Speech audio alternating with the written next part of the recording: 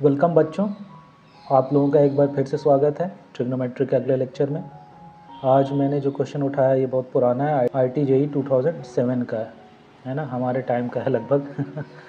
तो ये आसान सा ही क्वेश्चन है, दो इक्वेशन दिया हुआ है, पूछ रहा है इस दोनों इक्वेशन के कॉमन सॉल्यूशन कितने होंगे। इंटरवल 0 से 2π, यानी वो थीटा निकालिए जो दोनों को सेटिस्फाई करते हैं। तो एक एक करके देख लेते हैं। एक दिया हुआ है 2 sin square theta minus cos 2 theta equals to 0। आप cos 2 थीटा को sin थीटा में लिख सकते हो, तो साइन में एक क्वाड्रेटिक आ जाएगा, 2 sin square theta minus 1 minus 2 sin square theta, यही होता है cos 2 थीटा का फॉर्मूला। तो क्या आ जाएगा 2 sin square theta minus 1 plus 2 sin square theta equals to 0, यानी इससे आ गया sin square theta is equals to 1/4, है ना। तो sin थीटा इक्वल्स टू क्या आ गया ±1/2। ये हो गया पहला इक्वेशन जिसके लिए ये चाहिए sin थीटा ±1/2। अब इससे थीटा अभी मत निकालिए, इसको भी देख लीजिए।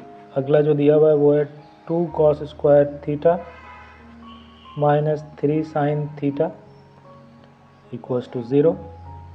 इसको आप लिख सकते हो, साइन में कन्वर्ट कर दीजिए, 2 1 minus sine square theta minus 3 sin theta equals to 0, यानी ये हो जाएगा 2 sin square theta plus 3 sin theta minus 2 is equals to 0। सबको मैंने साइन में ले कन्वर्ट कर दिया है और ये अगेन एक क्वाड्रेटिक बन गया है, ठीक है ना। साइन थीटा आपका आ जाएगा यहाँ से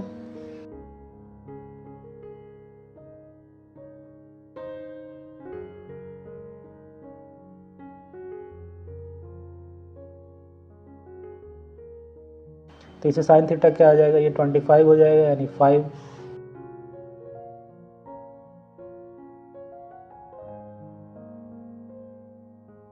तो ये हो जाएगा, एक तो होगा 1/2 और दूसरा होगा -2।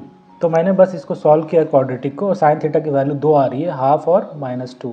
अब ये -2 नेग्लेक्ट हो जाएगा क्योंकि ये साइन थीटा -2 तो हो नहीं सकता, -1 से बड़ा ही होगा, तो वैल्यू हो गई हाफ। अब इस दोनों का कॉमन सॉल्यूशन क्या आ रहा है, इस दोनों का कॉमन सॉल्यूशन आ रहा है sine theta is equals to half, है ना। -हाफ यहाँ से फिर नहीं लेंगे, तो इसके कितने सॉल्यूशन होंगे sine theta equals to half के 0 से 2π में।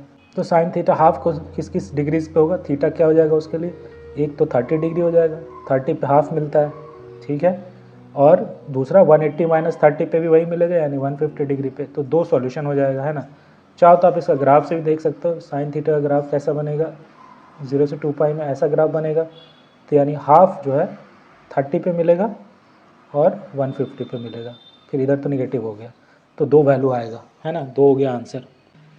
तो ये बड़ा आसान सा क्वेश्चन आया था IIT JEE 2007 में। तो अगर कोई ये कहे कि IIT पहले भारी था अब आसान हो गया है, या अब भारी है पहले आसान था, इन सब चक्करों में नहीं पड़ना है ना। देखिए, सारे क्वेश्चन भारी तो आ नहीं सकते हैं, या सारे क्वेश्चन आसान भी नहीं आ सकते, हर तरह के क्वेश्चंस पूछे जाएंगे, ठीक है। आपको तो अपना बेसिक कॉन्सेप्ट स्ट्रॉन्ग रखना है और खूब सारे क्वेश्चंस को प्रैक्टिस करना है ना, ताकि जब भी आपको कोई क्वेश्चन मिले तो आप उसका अप्रोच डिसाइड कर सको कि मुझे इस क्वेश्चन में ऐसा अप्रोच लेना है ना।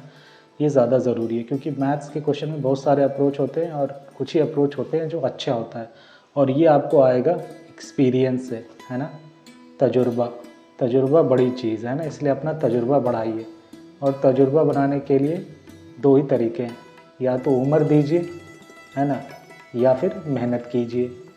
तो उम्र का ऑप्शन आपके पास है नहीं, यही 2 साल है, तो एक दूसरा ऑप्शन बस एक ही है, खूब सारे क्वेश्चंस को प्रैक्टिस कीजिए, खूब सारे क्वेश्चंस देखिए, और उससे आपका तजुर्बा बढ़ेगा और बढ़िया रहेगा।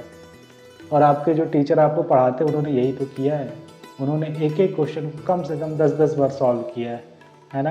तो अगली बार आप उनसे कोई भी क्वेश्चन दिखाओ तो वो फट से आपको एक अप्रोच बता देते हैं, अच्छा इस क्वेश्चन में ऐसे बना लो, उधर चले जाओ, ऐसा कर लो। क्यों? क्योंकि उन्होंने इस तरह के क्वेश्चन कई बार देख रखा है ना।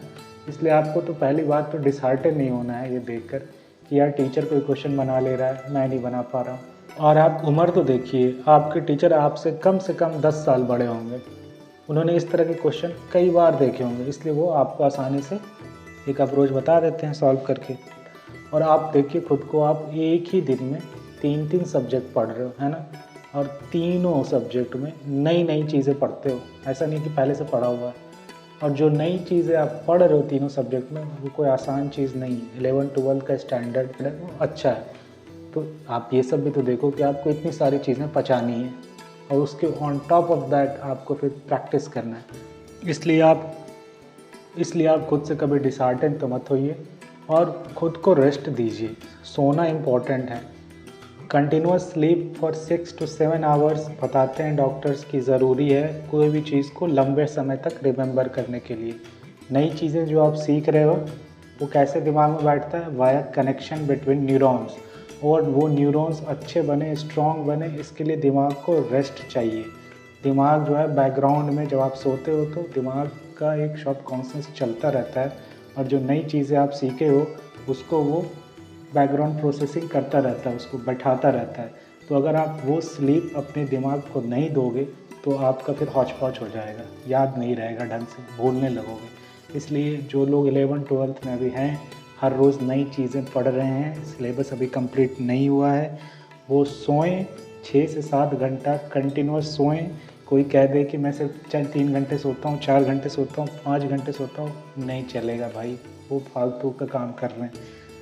आप 6 से 7 घंटे सो, दिन बहुत बड़ा है, सब हो जाता है मैनेज, लोग करे हैं, एग्ज़ाम्पल्स हैं ढेर सारे, ठीक है।